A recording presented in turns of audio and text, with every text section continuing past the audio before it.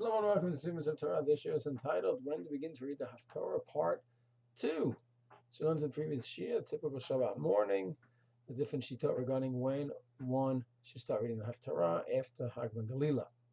What about during the weekdays? For example, the following case.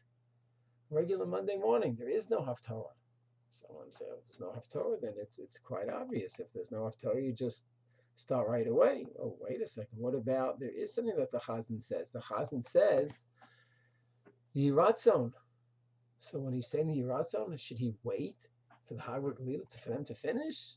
So the Dir Shemishbron Reish Pei Dalet Sevav does bring down the fact that one would not have to wait. Chazan would not have to wait because it's important. The Yehi Razon that one says is important, but it's a later minhag that developed as opposed to Haftorah.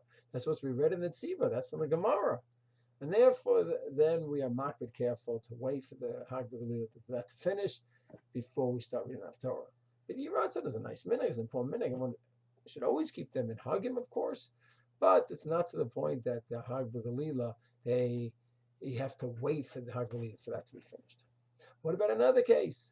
In the afternoon on a Tanit, where there is a Haftorah. So if there's a Haftorah, then maybe the same reason should apply. It should not only be a halacha in Shabbat morning, it should be any time there's a Haftorah. We should wait to complete the process of Hagbah and Gelila, and only then start. So the Ashrai says, Enachanami. That's correct. The reasoning applies to the Yeshua Hashem, Himatzo, Haftorah on Tanit afternoon in the same way that applies to regular Haftorah Shabbat morning. One last case. What about in the Sephardic Shul, where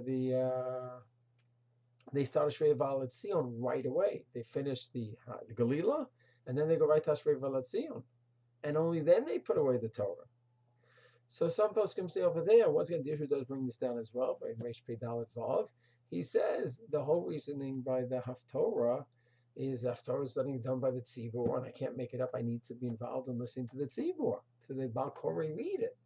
Ashrai Valat Zion, I could do Ashrai Valat Zion on my own. I'm not dependent on the tzibur, so there might be a little bit more room for the Baal Korah to do the Haftorah, for the Chazan right away to start Ashrai Valat Zion, even though they didn't yet finish the process of Hagbah Gelila.